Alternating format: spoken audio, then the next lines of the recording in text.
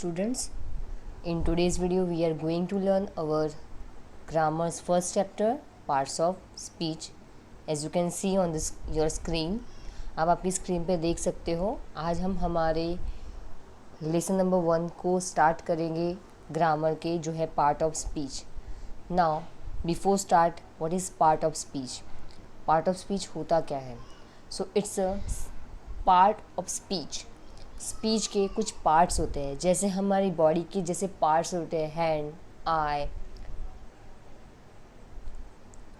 Leg, stomach, teeth, lips, ears, nose. These are the parts of our body. Same like that, here in speech there are some parts. Speech के अंदर भी बहुत सारे parts होते हैं. So before we study part of speech in detail, here is an interesting poem that gives brief definitions and examples of the different parts of speech. हमें part of speech पढ़ने के पहले हम यहाँ पे एक poem को देखेंगे. जो ये लड़की दिखाई दे रही है वो एक अच्छी सी पोएम गा रही है, जिसे हम पार्ट ऑफ स्पीच में देखेंगे. यानी यहाँ पे पोएम के थ्रू आपको पार्ट ऑफ स्पीच एग्जाम्पल के थ्रू बताई गई है जो हम पढ़ेंगे. सो क्या होता है, कभी कभी पोएम के थ्रू चीज़ें हमें अच्छे से याद रह जाती है. So shall we start. A noun is the name of a thing like gun, god, queen और किंग. तो यहाँ पे फर्स्ट पार्ट ऑफ स्पीच कौन सा है? नाउन. तो यहाँ पे क्या बताया गया है? नाउन एक किसी भी चीज़ का नाम होता है. You all know that what is the definition of noun? Name of any person, place, thing, animal. Okay, it is called noun. Instead of noun, noun की जगह पे द प्रोनाउन स्टैंड. नाउन की जगह पे जो स्टैंड करता है उसे हम प्रोनाउन कहते हैं, which is the second part of our part of speech. You see she has my picture in her hand. यहाँ पे एग्जाम्पल दिया है, she has my picture in her hand. तो यहाँ पे शी और हर जो है वो एक प्रोनाउन है. Adjectives tell what kind of a noun. यहाँ पे थर्ड पार्ट ऑफ स्पीच दिया हुआ है एग्जेक्टिव. एग्जेक्टिव हमें बताता है कि नाउन की क्वालिटी क्या है, such as big, small, black और ब्राउन. या तो वो स्मॉल है, बिग है, ब्लैक है या ब्राउन है. Verbs tell of things to be done. Verbs हमें बताता है कि क्या चीज़ कैसे चीज़ें करनी चाहिए. टू रीड और राइट, टू वॉक और run. This 4 are the verbs. It is known as main verb. तो यहाँ पे हमने नाउन, प्रोनाउन, एडजेक्टिव और वर्ब के बारे में बताया. This is the 4th part of speech. Now moving to the 5th one. How things are done. चीज़ें किस तरह हो रही है. The adverb tales. एडवर्ब हमें क्या बताता है? What is the definition of adverb? How things are done means things we are doing, but how these things are doing, किस तरह हम वो चीज़ को करते हैं. It is tells adverb. Slowly, quickly, badly or well. It is the examples of adverb. Now preposition. This is the 6th one. Preposition stand before a noun or pronoun. Preposition जो होता है वो हमेशा noun या pronoun के पहले आता है. As on Sunday, at night, with me, in town. Okay तो यहाँ पे ऑन, एट, विथ और इन जो है वो प्रेपोजिशन है. Now conjunction. You all know what is the conjunction. Okay, conjunction are words that work as a link. So आपको पता है, आपको कभी कभी आप गूगल पे सर्च करते हो या किसी भी आपको व्हाट्सएप पे कोई भी मैसेज आते हैं तो वहाँ पे ब्लू कलर का कुछ लिंक दिया होता है और ऐसे लिखा हुआ होता है कि click on above link. So what is that link. जैसे ही आप उसको क्लिक करते हो तो आप उस साइट पे डायरेक्टली पहुंच जाते हो. तो लिंक का मतलब है दो चीज़ों को कनेक्ट करना. तो दो सेंटेंस को कनेक्ट करने के लिए जो भी वर्ड हम इस्तेमाल करते हैं, it is called conjunction. And, और, but, because are the most common I think. यानी there are so many conjunction over in the grammar, but there are some common conjunction are there. And, or, but, because are the most common conjunction that we are using in our day-to-day sentences. Now moving to the interjection. Interjections are expression of surprise. Interjection जो होते हैं वो expression होते हैं. For example, as, ah, wow, hooray, oh Lord, how wise. These are the examples of interjection. Now these are the 8 part of speech. So in this chapter we are going to learn 8 part of speech. Here they give the definitions according to the poem. Okay, now We are discuss all these 8 part of speech in detail one by one. So as you can see here, how many part of speech are there? Noun, pronoun, adjective, verb, adverb, preposition, conjunction and interjection. These all are the part of speech. Now moving to the next. Okay, so what is the definition of noun? A noun is a word used for naming some person, place, thing, idea और quality. Noun जो होता है वो एक word है जो use होता है किसी के नाम के लिए, प्लेस के नाम के लिए, थिंग के लिए, आइडिया के लिए या क्वालिटी के लिए. अभी आप सोचोगे मैडम थिंग, आइडिया और क्वालिटी के लिए क्या नाम होता है? यस, जैसे आइडिया, आपको कोई आइडिया आया तो आप उस आइडिया को कुछ नाम दोगे. किसी की क्वालिटी है, जैसे कोई इंसान ऑनेस्ट है तो ऑनेस्ट एक क्वालिटी है, it is not touch. Honesty को हम टच नहीं कर सकते हैं, लेकिन हम ऐसा बोल सकें he is a honest man.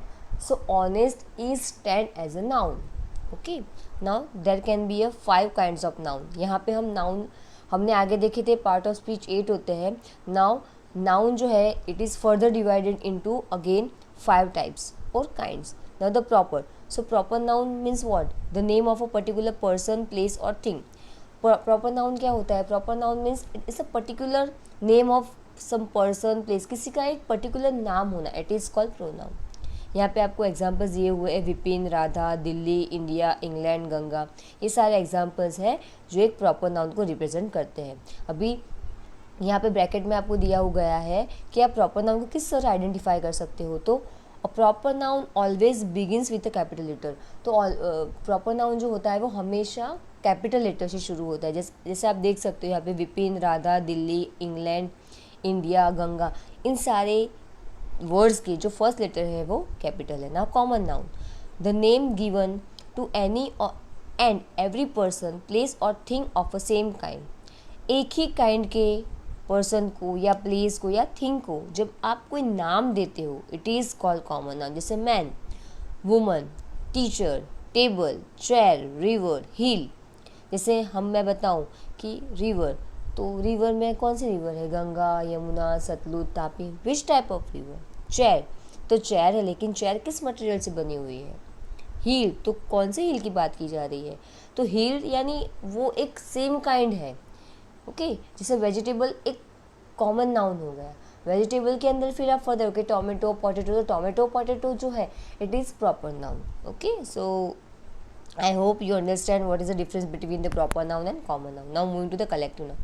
When the name given to a group or collection of similar person of thing, यानी किसी सिमिलर पर्सन या सिमिलर थिंग का कोई ग्रुप हो उसे हम बोलेंगे कलेक्टिव नाउन. जैसे पीपल, तो सेम काइंड के पीपल. क्राउड, तो सेम क्राउड. जैसे आप देखोगे क्राउड जो होता है, क्राउड यानी एक ग्रुप ऑफ पीपल.